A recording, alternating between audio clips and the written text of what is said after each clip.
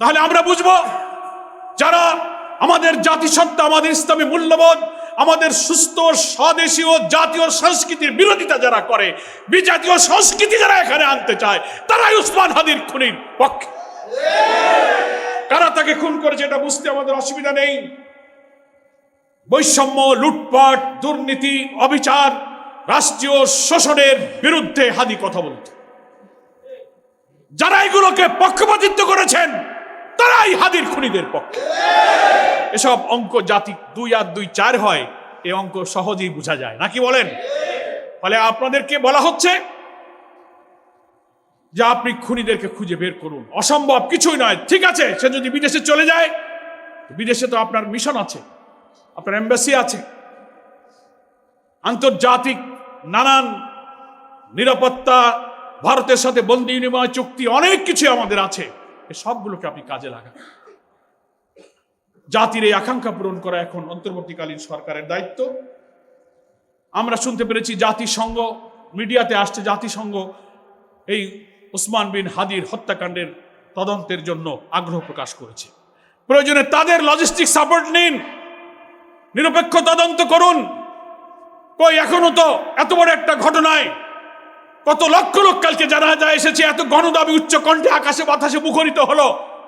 প্রধান উপদেষ্টা তো কালকে বলতে পারতেন যে আমরা একটা বিচার বিজ্ঞ তদন্ত করে এতদিনের মধ্যে তদন্ত করবো, আপনারা শান্ত থাকুন, একটা বক্তব্য তো দিতে পারতেন, কিন্তু তা আপনারা দেন নাই। বলে আপনি কোনো পদক্ষেপ গ্রহণ করেননি। বলে আন্তর্জাতিক এই তদন্ত, জাতিসংঘের এই উদ্যোগ, এবং আপনি যদি দেশপ্রেম, আধিপত্যবাদ বিরোধী এই শক্তিকে নির্মূল করে আগামী জাতীয় নির্বাচনকে বানচাল করে ইনক্লুসিভ ইলেকশন, রিফাইন আওয়ামী লীগের নামে এই জাতির মধ্যে আবার ফ্যাসিস্টদেরকে প্রবেশ করে এই জাতিসত্তাকে ধ্বংস করার এই সুযোগ যদি আপনি দিতে চান, তাহলে জনগণ কিন্তু তা মেনে নেবে না। আপনার প্রতি আমাদের এখনো আস্থা আছে, আমরা আস্থা রাখতে চাই, কারণ আপনি ইচ্ছা করে ক্ষমতায় আসেননি, এবং ক্ষমতায় আসার পরে জাতিকে একথাও বলেছেন যে আমি ক্ষমতায় থাকতে চাই না, আমার দায়িত্ব পালন করে আমি চলে যাব। আপনার এই বিরল মানসিকতার জন্য আপনাকে আমরা ধন্যবাদ জানাই। কিন্তু আপনি উসমান হাদির জানাজায় যে প্রতিশ্রুতি দিয়েছেন যে প্রিয় হাদি, আমরা তোমাকে বিদায় জানাতে আসিনি, আমরা তোমার কাছে শপথ নিতে এসেছি, ওয়াদা করতে এসেছি, সেই ওয়াদাটা আপনি করুন। আপনার উপদেষ্টাদেরকে বলুন, ইন্টেলিজেন্সের ব্যর্থতার জন্য দায়ী যারা তাদের নাম প্রকাশ করুন, না হলে তাদের মধ্যে ব্যবস্থা গ্রহণ করুন। তাহলেই হাদির কফিনকে সামনে রেখে আপনি যে ওয়াদার অঙ্গীকারের কথা বলেছেন সেটা সত্য বলেছেন বলে প্রমাণিত হবে। গতকালকের জানাজায় প্রধান উপদেষ্টার বক্তব্য বা যারা সেখানে কথা বলেছেন, আমাদের আজকের আলোচকরাও বলেছেন, ওসমানের খুনিদের বিচার এবং গ্রেফতার সম্পর্কে সুনির্দিষ্ট কোনো বক্তব্য সরকারের পক্ষ থেকে বলা হয়নি। এটা জাতির কাছে প্রশ্ন। সরকারের এই নীরবতা, আইন মন্ত্রণালয়, স্বরাষ্ট্র মন্ত্রণালয়, সরকার প্রধান, ইন্টেলিজেন্স, অনেক ইন্টেলিজেন্স গভর্নমেন্টের, দুনিয়ার আন্তর্জাতিক নানান তথ্য প্রযুক্তি, উপায় উপকরণ, লজিস্টিক সাপোর্ট দিয়ে সরকারি রাজস্বের হাজার হাজার কোটি টাকা দিয়ে এইসব গোয়েন্দা বিভাগ, এইসব ইন্টেলিজেন্স এজেন্সিকে সাজানো হয়েছে। কিন্তু এই প্রশ্নের কোনো জবাব সরকার আজও দিল না। 2টার দিকে তার গুলি হলো, আর রাত 8টার দিকে সারা দেশের বিভিন্ন চেক পয়েন্টে চেকপোস্ট বসানো হলো। 2টা থেকে রাত 8টা, এই 6 ঘন্টা কেন ফ্রি করে দেওয়া হলো? খুনিরা অবাধে সীমান্ত পাড়ি দিয়ে ভারতে চলে যেতে পারে। এই সুযোগ করে দেওয়ার পেছনে কি গোয়েন্দাদের মধ্যে লুকিয়ে থাকা ফ্যাসিস্টদের কোনো সহযোগী ছিল কিনা? এই প্রশ্ন জাতির মধ্যে আছে। সেই জাতীয় প্রশ্নের জবাব কে দেবে? এই প্রশ্নের জবাব কে দেবে? 6 ঘন্টা কেন বিলম্ব করা হলো? ওসমানকে কে না চিনত? তার শাহাদাতের আগে তার ভিডিও অডিও বক্তব্যে তাকে গুলি করা হতে পারে, আমি মারা যেতে পারি, আমার বাচ্চাটাকে দেখে রেখো, এই আবেগময় বক্তব্য কে না শুনেছে? এমন একটা ছেলের গুলি হওয়ার পরে 6টা ঘন্টা দেশের গোয়েন্দারা কি করেছে? আমরা যেটা তথ্য পেয়েছি, রাত 8টার পর থেকে বিভিন্ন চেকপোস্টে পুলিশ এবং বিভিন্ন বাহিনী মোতায়েন করা হয়েছে। কেন এই 6 ঘন্টা সুযোগ দিলেন? তাহলে তো জাতির একথা বিশ্বাস করার সুযোগ আছে যে গোয়েন্দাদের অভ্যন্তরে লুকিয়ে থাকা আধিপত্যবাদের দালালরা চেয়েছিল এই খুনিরা নিরাপদে পালিয়ে যাক। গতকালকে ইনকিলাব মঞ্চের সেক্রেটারি জাবের তার বক্তব্যে একটা দাবি করেছে, অনেক বক্তব্য দিয়েছে, একটা দাবি করেছে 24 ঘন্টার সময় দিয়ে এসে বলেছে সরকারকে জাতির কাছে অন্তত বলতে হবে যে ওসমানের খুনিদের গ্রেফতার করার জন্য এই পর্যন্ত সরকার কি কি ব্যবস্থা নিয়েছে, কোথায় দুর্বলতা, কি করতে পেরেছেন, জাতি সেই তথ্যটা জানতে চায়। আপনারা 24 ঘন্টা যেতে আর মাত্র কয়েক ঘন্টা সময় আছে। ইনকিলাব মঞ্চের এই দাবির সাথে আমরা আজকে জামাত ইসলামী প্রকৃত খুনিদের গ্রেফতারের ব্যাপারে অন্তর্বর্তীকালীন সরকার কি পদক্ষেপ নিয়েছে, কেন ব্যর্থ হয়েছে, কারা অবহেলা করেছে, কি পদক্ষেপ নিচ্ছেন, আপনারা জাতির সামনে আপনাদের এই বক্তব্য তুলে ধরুন। যদি তা না ধরেন তাহলে এই বিশ্বাসে জাতি করবে যারা ওসমানকে খুন করেছে, ওসমানের খুনিদের পালিয়ে যেতে, তার সহযোগীদেরকে প্রশ্রয় দিতে প্রশাসনের মধ্যে ফ্যাসিস্টদের সেই সব সহযোগীরা লুকিয়ে আছে। আপনারা দেখেও জেনেও না জানার না দেখার ভান করছেন। এই বিশ্বাস এই জাতি করবে। ফলে সরকারের কর্তব্য হয়ে দাঁড়িয়েছে জাতির কাছে ওসমানের খুনিদের গ্রেফতারের জন্য কি কি পদক্ষেপ নিয়েছেন। সরকার যদি কোনো ব্যর্থতা থাকে, কোনো গোয়েন্দা কর্মকর্তা যদি দায়িত্ব পালনে ব্যর্থ হন, জাতির কাছে বলেন, তার দায়িত্ব থেকে তাকে অব্যাহতি দেন, তার জন্য শাস্তির ব্যবস্থা করেন। ওসমানের মতো অকুত ভয়, মৃত্যু ভয়হীন মৃত্যুঞ্জয়ী বীরেরা বিদায় নিয়ে যাবে, আর আমাদের হাজার হাজার কোটি টাকার খাজনা ট্যাক্সের পয়সায় বেতন খেয়ে গাড়ি বাড়ি নিয়ে চাকরি করবেন, এটা জনগণ কখনো মেনে নিতে পারে না। জাতির কাছে এই সত্য প্রকাশ করতে হবে। আমরা একথা বলতে চাই, কারা হত্যা করেছে এটা বুঝতে কিন্তু জাতির জনগণের বাকি নেই। কারণ ওসমান হাদি কি চাইতো এটা যারা চায় না তারাই হচ্ছে এর হত্যাকারী এবং মদতদাতা। ওসমান হাদি চাইতো এই দেশ আধিপত্যবাদী শক্তির হাত থেকে আজাদ থাকুক, মুক্ত থাকুক। তাহলে যারা এই দেশকে দিল্লির আধিপত্যবাদীদের কাছে করদ্রাজ্যে পরিণত করে খুশি হয়, তারাই তাহলে এই হত্যার সাথে মদত দিয়েছে। ওসমান হাদি কালচারাল ফ্যাসিজমের বিরুদ্ধে ইনকিলাব কালচারাল সেন্টার গঠন করেছিল। বিজাতীয় সেকুলার জাতীয় সত্তা মূল্যবোধ বিরোধী সংস্কৃতির মধ্য দিয়ে এই জাতির নতুন প্রজন্মকে ধ্বংস করার বিরুদ্ধে ইনকিলাব মঞ্চ হাদির নেতৃত্বে একটা নতুন ইনকিলাব কালচারাল সেন্টার গড়ে তুলেছিল। সাহিত্য, রচনা, গান, কবিতা, বই, লাইব্রেরি, এক বিশাল পরিকল্পনা নিয়ে অল্প দিনে সে তার সঙ্গী সাথীদেরকে নিয়ে ইনকিলাব কালচারাল সেন্টার গড়ে তুলেছে। সম্মানিত দেশবাসীকে আমি বলবো, সরকারের এই নীরবতার দেয়াল ভেঙে এই জাতির গণ আকাঙ্ক্ষার সাথে আপনাকে একত্র হওয়া উচিত। শহীদ ওসমান বিন হাদির পরিবারের সাথে আমরা শুধু জামাত ইসলামী নয়, সারা দেশবাসী আছে এবং ইনশাআল্লাহ থাকবে। তার ভাই বলেছে আমাদের কারো সাহায্যের প্রয়োজনে মহান আল্লাহ আমাদের উত্তম সাহায্যকারী। এটাই হচ্ছে ইমানদার মুমিনের কথা। এই জন্য ছবিতে ওসমান বিন হাদির শিশু বাচ্চাটাকে যারা দেখছেন তারা চোখের পানি রাখতে পারছেন না, কোনো জবাব নেই, কোনো ভাষা নাই। এইভাবে একটা শিশু সন্তানকে পিতৃহারা করা, তার ভাই বোনেরা পাগল হয়ে যাচ্ছে, মা পাগল হয়ে যাচ্ছে। কিন্তু আমাদের প্রশাসনের যন্ত্রে, ইন্টেলিজেন্সে যারা আছেন, এই চোখের পানি, এই শোক, এই শিশু তাদের হৃদয়কে স্পর্শ করতে পারছে না। এত নিষ্ঠুর, এত পাষাণ হৃদয়ের লোক যারা আমাদের জাতির শ্রেষ্ঠ সন্তানকে হত্যা করে। প্রশাসনের যিনি যেখানে আছেন, ডিজিএফআই বলেন, এনএসআই বলেন, এসবি বলেন, ডিবি বলেন, পুলিশ বলেন, অনেক গোয়েন্দা সংস্থা আছেন। প্রত্যেক গোয়েন্দা সংস্থার প্রধানের কি ভূমিকা ছিল, সরকার প্রধানের উচিত সেগুলো খোঁজ খবর নেওয়া। ব্যর্থতা থাকলে প্রয়োজনীয় আইন অনুযায়ী পদক্ষেপ নেওয়া প্রয়োজন। জাতির কাছে নিশ্চয়ই আপনার একটা বক্তব্য দিতে হবে। যেটা গতকালকে লক্ষ লক্ষ দেশবাসীর সামনে ইনকিলাব মঞ্চের পক্ষ থেকে তার সেক্রেটারি দাবি করেছে। প্রিয় ভাইরা, আজকে এটা আমাদের দোয়ার মাহফিল। সম্মানিত আমিরে জামাত ডক্টর শফিকুর রহমান এখানে প্রধান অতিথি হিসেবে থেকে আমাদের নিয়ে দোয়া করবেন, এটি আমাদের প্রোগ্রাম ছিল। কিছুক্ষণ আগে উনি ফোন করেছেন। এত সফর এবং এত বিরামহীন পরিশ্রম, আজকে আবার ফজরের নামাজ ঢাকা বিশ্ববিদ্যালয়ে উনি মসজিদে জামাতে আদায় করেছেন। আমরাও সাথে ছিলাম ওসমান বিন হাদির কবরটা জিয়ারত করার জন্য। আরও প্রোগ্রাম আছে বিকালে, এই জন্য উনি আমাকে বললেন যে আমার একটু বিশ্রাম প্রয়োজন ছিল। জানেন তো, দারুণ রকম হার্ট সার্জারি হয়েছে ওনার। তারপর থেকে যেভাবে উনি ছুটছেন, এরকম অপারেশন, এরকম অসুস্থ লোক এইভাবে ছোটে না, কিন্তু বহুত মাস বিশ্রামে থাকে। আলহামদুলিল্লাহ, অল্প দিনেই তিনি কিন্তু ফুল স্পিডে কাজে নেমে গেছেন। উনি সালাম দিয়েছেন, আপনারা ওনার জন্য দোয়া করবেন। এবং আমি আজকের এই আলোচনা সভায় এবং দোয়ায় যারা এসেছেন, ঢাকা মহানগরীর উত্তর এবং দক্ষিণের সম্মানিত আমির এবং নেতৃবৃন্দ, সুদীবৃন্দ, কেন্দ্রীয় নেতৃবৃন্দ অনেকে আছেন।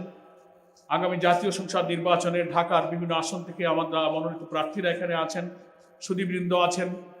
আমাদের প্রিয় শহীদ ওসমান বিন হাদির বড় ভাই শরীফ উমর বিন হাদি এখানে উপস্থিত আছেন। বাংলাদেশ জামাত ইসলামীর সম্মানিত আমির ডক্টর শফিকুর রহমানের পক্ষ থেকে আমরা আন্তরিকভাবে তাদের প্রতি কৃতজ্ঞতা জানাচ্ছি এবং শুকরিয়া জানাচ্ছি। এখন দোয়া হবে। আপনাদেরকে আমরা এই কথাই বলবো, এটা বুঝতে হবে, নির্বাচনের তফসিল যেদিন ঘোষণা হয়েছে তার পরের দিন কিন্তু হাদিকে শুট করা হয়েছে। খেয়াল করেছেন আপনারা? এবং আল জাজিরার সাংবাদিক, কি নাম, কি শায়ের, জুলকারনাইন শায়েরের একটা টেলিগ্রাম কনফারেন্স আওয়ামী লীগের নানান নেতাদের ভাইরাল হয়েছে, দেখেছেন তো আপনারা? দেশি বিদেশি অনেক আওয়ামী লীগের নেতারা সেখানে বক্তব্য রাখতেছেন। 9 তারিখে সেই মিটিং, তারা বলতেছে, আওয়ামী লীগের লোকদের অভয় দিচ্ছে যে আমরা লোক ঢোকাই দিয়েছি, আমরা লাইসেন্স পেয়ে গেছি, অসুবিধা নাই, তোমরা কাজ চালায় যাও, আমরা আমাদের কাজ শুরু করে দিয়েছি।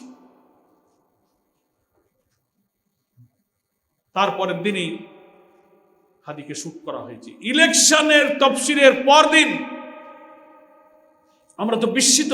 চিফ ইলেকশন কমিশনার বললেন, ওসমান বিন হাদির হামলাকে বললেন এটা একটা বিচ্ছিন্ন ঘটনা। আমরা লজ্জিত, সরকারের একটি সাংবিধানিক পদে অধিষ্ঠিত থেকে আফটার ডিক্লারেশন অফ শিডিউল একজন এমপি পদপ্রার্থীর উপরে গুলিবর্ষণ করা কখনো বিচ্ছিন্ন ঘটনা হতে পারে না। আপনি আইন জানেন, আপনি কি করে কথা বলতে পারলেন? তফসিল ঘোষণার পর ল এনফোর্সিং এজেন্সি সহ প্রশাসন, জনপ্রশাসনের সব কিছুর রদ বদল, পোস্টিং ব্যবস্থা, আইনি সব এখতিয়ার কিন্তু ইলেকশন কমিশনের হাতে অর্পণ হয়ে যায়। আপনি এটাকে বিচ্ছিন্ন ঘটনা বললেন? আপনারই তো উচিত ছিল, সে তো একজন ঘোষিত প্রার্থী ছিল, কে তাকে গুলি করলো সরকারের উপরে আপনি বলতে পারতেন। এটা তদন্ত, ল এনফোর্সিং এজেন্সি তো এখন আপনার হাতে। আপনার কি নির্দেশনা ছিল? ফলে head of the government, head of the election commissioner, দুজনেরই কিন্তু এখানে দায় আছে। এ দায় আপনারা কেউ এড়াতে পারবেন না, আপনাদের দায়িত্ব পালন করতে হবে। ফলে আমি মনে করি নির্বাচনের তফসিল ঘোষণার পর দিনে এই হত্যাকাণ্ড শুরু হওয়ার অর্থ হলো এটা বিচ্ছিন্ন নয়, এটা একটা প্যাকেজ প্রোগ্রাম, আরো সিরিয়াল হয়তো করা হয়েছে। আধিপত্যবাদী শক্তির করদ রাজ্য বানাতে যারা ব্যর্থ হচ্ছেন, তাদের গাত্রদাহ অন্তর্জলা মিটাতে তারা যেন বুঝাতে চাচ্ছেন, টেলিভিশনে যারা টক শোতে বক্তৃতা করেন, এক শ্রেণীর সাংবাদিক, কুশীলব, কবি সাহিত্যিকরা লিখছেন আর বলছেন ভাবখানে এরকম যে আওয়ামী লীগ ইলেকশনে না আসলে যেন কোনো ইলেকশন হবে না। এই ন্যারেটিভ তৈরি করে আধিপত্যবাদ বিরোধী শক্তিকে আপনারা গান পয়েন্টে নিয়ে যাচ্ছেন। এরপরে আর আমাদের জুলাই যোদ্ধারা কে কে টার্গেটে আছে, জাতি এখন আমরা উদ্বিগ্ন। 300 আসনের প্রার্থীরাও তাদের জীবনের নিরাপত্তা নিয়ে উদ্বিগ্ন। কি বলেন, ঠিক কিনা? আমরা সরকারকে এই ব্যাপারে তড়িৎ পদক্ষেপ নিতে বলবো। জামাত ইসলামের পক্ষ থেকে সবসময় আমরা জাতির কাছে, সরকারের কাছে কমিটেড, আইন শৃঙ্খলা রক্ষায়, এই ধরনের খুনের তদন্ত এবং বিচারের জন্য জামাত ইসলামের সব ধরনের সহযোগিতা করার জন্য আমরা সবসময় প্রতিশ্রুতিবদ্ধ আছি ইনশাআল্লাহ। আমি আপনাদের সকলকে ধন্যবাদ জানিয়ে মহান আল্লাহ তাআলার কাছে শহীদ ওসমান বিন হাদির এই শাহাদাত, হ্যাঁ আল্লাহ তুমি মঞ্জুর করো তাকে, তুমি জান্নাতের সবুজ পাখি বানিয়ে জান্নাতের শহীদদের যত সুসংবাদ, যত নাজ নিয়ামত, যত শান্তির খবর তুমি কোরআন শরীফে নিয়েছো, সবগুলো তুমি হাদির জন্য তুমি আল্লাহ তাআলা মঞ্জুর করো এবং কবুল করো। সালাতু ওয়াসসালামু আলা সাইয়্যিদিল মুরসালিন ওয়া আলা আলিহি ওয়া সাহাবিহি আজমাইন। বাংলাদেশ জামাত ইসলামের উদ্যোগে আয়োজিত আমাদের প্রিয় শরীফ ওসমান বিন হাদির জন্য আজকের এই দোয়ার মাহফিলে সম্মানিত জামাতের কেন্দ্রীয় এবং মহানগরী নেতৃবৃন্দ, আপনারা দেখলেন যিনি বক্তব্য রাখলেন শরীফ ওসমান বিন হাদির ভাই শরীফ উমর বিন হাদি, তার হৃদয়ের সমস্ত আবেগ এবং বেদনা মথিত ভাষায় তিনি আমাদের মাঝে বক্তব্য রেখেছেন। সাংবাদিক বন্ধুগণ উপস্থিত আছেন এবং আমার প্রিয় সুধীমণ্ডলী এবং দেশবাসী, আল্লাহর কাছে আমরা সকলে মিলে শুকরিয়া জানাচ্ছি যে তিনি একজন নেক মানুষের জন্য, একজন শহীদের জন্য আমাদের শিক্ষা এবং তার শাহাদাত মঞ্জুরের জন্য আজকের এই দোয়ার মজলিসে আমাদের শরীক হওয়ার তৌফিক দান করেছেন। এই জন্য আমরা আল্লাহর কাছে শুকরিয়া আদায় করছি, আলহামদুলিল্লাহ। শরীফ ওসমান বিন হাদি মর্যাদা, সম্মান, বীর এবং শ্রেষ্ঠত্বের শির উঁচু করে এসে আমাদের কাছ থেকে বিদায় নিয়েছে। গতকালকের জানাজা সারা দেশ এবং দুনিয়ায় মানুষ যেভাবে তার জন্য দোয়া করেছে, অশ্রুসিক্ত হয়েছে, সেটা প্রমাণ করে যে ওসমান বিন হাদি ছিলেন একজন সৌভাগ্যবান শহীদ। হাদিসের ভাষা অনুযায়ী একজন মুমিনের পরিচয় হলো নেফাকি থেকে বেঁচে যারা মুমিন হিসেবে বাঁচতে চায় তার হৃদয়ে শাহাদাতের আকাঙ্ক্ষা থাকতে হয়। আমরা তো ওসমান হাদিকে তার শাহাদাতের পর তার বক্তব্য, তার ভিডিও, তার স্মৃতিচারণ একটু বেশি করেই দেশের মানুষ দেখার এবং করার সুযোগ পেয়েছে। এর আগে থেকেও আমরা এটা দেখেছি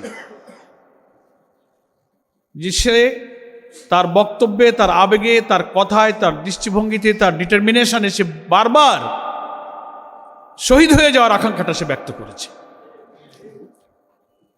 আল্লাহ রসুলের ওই হাদিসটা, মা মাতা ওয়ালাম ইয়াগজু ওয়ালাম ইউহাদ্দিস বিহি নাফসাহু মাতা আলা শুবাতিন মিনান নিফাক। কোন ব্যক্তি যদি আল্লাহর দ্বীনের জন্য সংগ্রাম করার, শাহাদাত বরণ করার ইচ্ছা পোষণ না করে, শাহাদাতের আকাঙ্ক্ষা যদি তার মধ্যে না থাকে, মারা গেল কিন্তু তার শাহাদাতের আকাঙ্ক্ষা না নিয়েই সে চলে গেল, আল্লাহ রসুল বলছেন তার মৃত্যু হবে মুনাফিকের মৃত্যু। আল্লাহ রসুল সাল্লাল্লাহু আলাইহি ওয়াসাল্লামের এই হাদিস শরীফ ওসমান বিন হাদির হৃদয়কে বিগলিত করেছিল, পিপাসার্থ করেছিল বলে শাহাদাতের জন্য তিনি পিপাসার্থ ছিলেন। এবং কতগুলো বক্তৃতাই আপনারা অনলাইনে দেখতে পাচ্ছেন। আমি চাই ইনসাফের জন্য, ন্যায়ের জন্য, দ্বীনের জন্য শহীদ হয়ে আল্লাহর সন্তুষ্টির সাথে তার কাছে আমি ফিরে যেতে চাই। আমি চাই আমাকে শহীদ করা হোক, গুলি করা হোক। সে বলেছে যে কোনো রাজনীতিবিদের জন্য এটা সম্মানজনক নয় যে তার মৃত্যু হবে বাড়িতে এবং বিছানায়। সে বলছে যে আমি তো ভাবি যে আমি হাঁটবো রাজপথে, আমার গুলি এসে লাগবে বুকে অথবা মাথায়, আমি শহীদ হয়ে যাব। তো এটা খুব বিরল নেতৃত্ব, বিরল আকাঙ্ক্ষা। এবং শেষের দিকে সে বক্তৃতায় বলেছে যে আমি চাই যে আমার মাথায় গুলি লাগুক, আমি শহীদ হয়ে যাই, আপনারা আমার ছেলেটাকে দেখে রাখবেন। এই আকাঙ্ক্ষা সে ব্যক্ত করেছে। আল্লাহ তাআলা তার শাহাদাতের আকাঙ্ক্ষাকে পূর্ণ করেছেন। এবং একটা জুমার দিনে গুলিবিদ্ধ হলেন, আর একটা জুমার দিনে তিনি আল্লাহর কাছে চলে গেলেন। কি সৌভাগ্য! এবং তার যে নেক জীবন, স্বচ্ছ জীবন, পরিচ্ছন্ন জীবন, তার আমল, তার বিনয়ী আচরণ, দেশবাসী, জাতি, লক্ষ কোটি মানুষকে মুগ্ধ করেছে তার এই আচরণ। আমার মনে হয় যে মহান আল্লাহ তাআলা তার এই আচরণ, তার ইখলাসকে কবুল করে শাহাদাতের মর্যাদা দিয়ে তাকে জান্নাতবাসী করেছে। আমরা কেউই কোনো মানুষ ত্রুটিমুক্ত নই, ভুল ত্রুটি আমরা কেউ দাবি করি না, কিন্তু আল্লাহ তাআলা কোনো না কোনো ওসিলায় যদি তাকে ক্ষমা করতে চান, আল্লাহ তাআলা এই ধরনের ওসিলা দিয়েই তাকে মর্যাদার সাথে আত্মার কাছে নিয়ে যান। হাদিকে সেভাবেই সে নিয়ে গেছে। আমার প্রিয় ভাইরা, ওসমানের সাথে আমার প্রথম সাক্ষাৎ হলো সে যখন ইনকিলাব মঞ্চ গঠন করলো সূচনার সময়, রাজনৈতিক পরিবর্তনের পর সে আমার কাছে এসেছিল। এই আলফালা মিলনায়তনে তখন আমাদের জামাতের অফিসের কাজটা পূর্ণভাবে বসবার মতো হয় নাই, কনস্ট্রাকশন চলছিল। তার সঙ্গী সাথীদেরকে নিয়ে এখানে এসে সে সময় চাইলো, ফোন করলো যে আমরা একটু আসছি, আমরা কথা বলবো। বলে আসো। ওই দিন প্রথম তাকে আমি দেখলাম। দেখে প্রথম আমার মনে হয়নি যে এই ছেলের মধ্যে এত প্রতিভা, এত ইখলাস, দেশের জন্য, দিনের জন্য এত মায়া দয়া, পৃথিবীর প্রতি এত নির্লিপ্ততা, জীবন বিলিয়ে দেবার এত আকাঙ্ক্ষা। এখন যা আমি দেখতে পাচ্ছি, তারপরে অনেক প্রোগ্রামে তার আমি দেখেছি, আমরা গিয়েছি, প্রথম দিন এতটা আমি অনুমান করতে পারি। কিন্তু তার এই অল্প দিনে সে কিভাবে সে বিদায় নিল, আল্লাহ তাআলা তাকে দুনিয়াতেও সফল করলেন, আখিরাতেও তাকে সফল করে দিলেন। কালকে তো জানা যায় অনেকে নানান ভাষায় এই কথা বলছে, চারিদিক থেকে লক্ষ লক্ষ লোকের আগমনের স্রোত যেভাবে নেমেছে, বলছে যে এ যেন দেশের একটা রাজার বিদায় হচ্ছে, একটা শ্রেষ্ঠ বীরের বিজয় হচ্ছে, একটা বিশ্ববিজয়ী বীর যেন দুনিয়ার সামনে থেকে বিদায় নিয়ে যাচ্ছে। বাংলাদেশের ইতিহাসে এই জানাজা, এই উপস্থিতি, জনতার এই জোয়ার, জনতার এই জাগরণ, এই জজবা, এই আকাঙ্ক্ষা একটি বিরল ইতিহাস।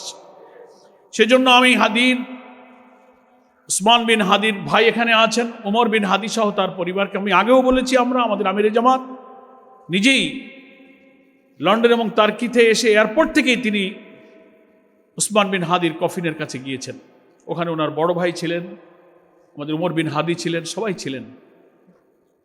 তার সান্ত্বনা, তার ভাষা, তাদের মর্যাদার সব প্রসঙ্গ সবর ইখতিয়ার করার জন্য তিনি নসিহত করেছেন। আমরাও তাই মনে করি। আল্লাহ তাআলার যে ওয়াদা, একজন শহীদ দুনিয়াতে মর্যাদা পায়, আখিরাতেও মর্যাদা পায়। ওসমান বিন হাদি আল্লাহ তাআলার কাছে অনেক মর্যাদার। এখন ইনদা রাব্বিহিম ইরযাকুন, সবুজ পাখি হয়ে আল্লাহর রিজিক নিয়ে জান্নাতে এসে শান্তিতে আছে, আল্লাহর ওয়াদা। আর ওসমান, তার পরিবার ওসমানকে হারিয়ে মানবীয় শোক এবং ব্যথা কষ্ট তাদের থাকতে পারে, কিন্তু এই শাহাদাত তার পরিবারকেও আকাশচুম্বী মর্যাদায় অধিষ্ঠিত করেছে। আলহামদুলিল্লাহ। আপনি কল্পনা করতে পারেন, যিনি কোনো রাজনৈতিক দল, কোনো রাষ্ট্র, কোনো ক্ষমতা, কোনো পদ পদবী, কোনো সরকারির কোনো পদে অধিষ্ঠিত কোনো একজন ব্যক্তিরা 32-33 বছরের একটা তরুণ,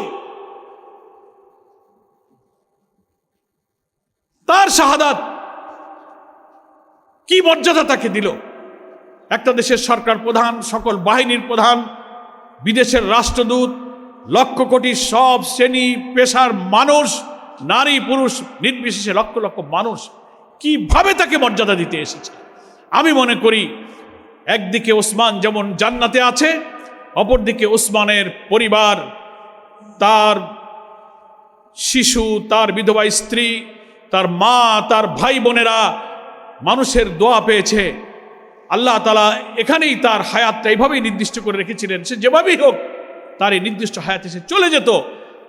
তার এই যাওয়ার মাধ্যমে আল্লাহ তাআলা তার পরিবারকে জীবিত উসমানের চেয়ে শহীদ উসমানের পরিবার হিসেবে আকাশচুম্বী মর্যাদায় অভিষিক্ত করেছেন। আলহামদুলিল্লাহ। আমি তাই পরিবারকে বলবো, পেরেশান, দুঃখ, কষ্ট আপনাদের হৃদয়ে রাখবেন না, আল্লাহর ফয়সালার প্রতি সন্তুষ্ট রাখবেন। এই সবর, এই সন্তুষ্টি চিরদিন, যুগে যুগে, কালে কালে ইতিহাসে আপনাদের এই ত্যাগ, এই অবদান ওসমানের এই জীবন দান আপনাদের পৃথিবীতে যারা বেঁচে থাকবেন যুগ যুগ ধরে আপনাদেরকে সম্মানিত করবে। তাহলে আপনারা কিছুই হারাননি, বরং অনেক কিছু আল্লাহ তাআলা আপনাকে দিয়েছেন।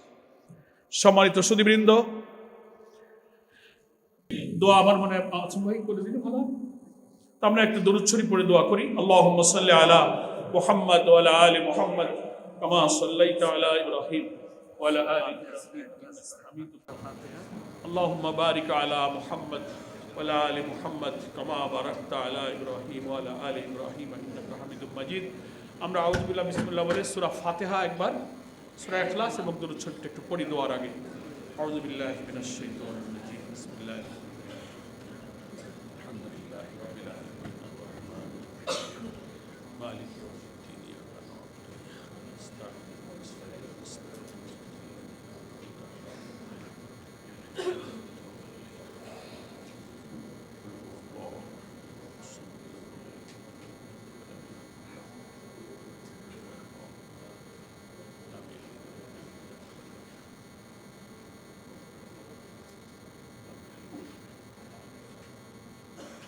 اللهم صل على محمد وعلى آله كما صليت على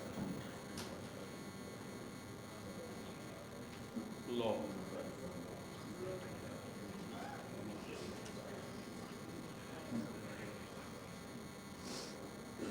اللهم آمين. الحمد لله رب العالمين، الصلاة والسلام على سيد المرسلين وعلى آله وصحبه أجمعين.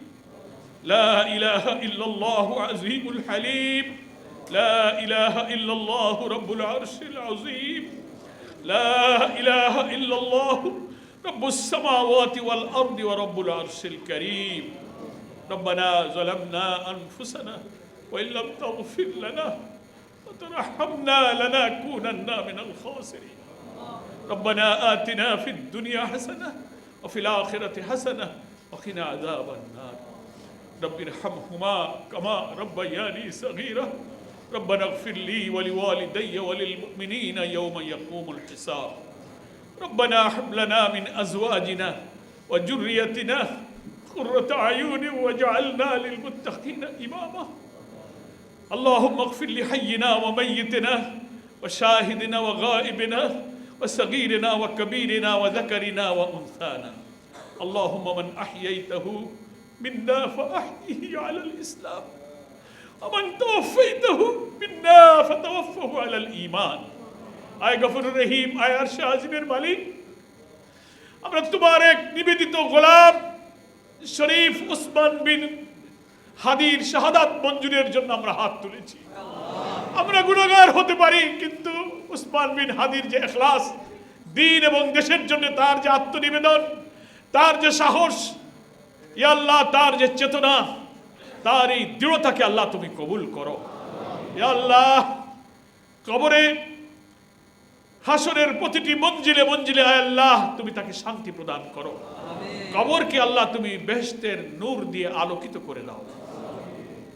ইয়া আল্লাহ তুমি শহীদদের জন্য জান্নাতে যে সুসংবাদ, যে পুরস্কারের কথাগুলো বলেছো, কোরআন যখন আমরা পড়ি আমাদের হৃদয়টা খুব লোভনীয় হয়ে সেগুলো শুনতে, বলতে, পড়তে ভালো লাগে। মামুন তুমি আমাদের ওসমান বিন হাদিকে সেই নেক নসিব দান করো।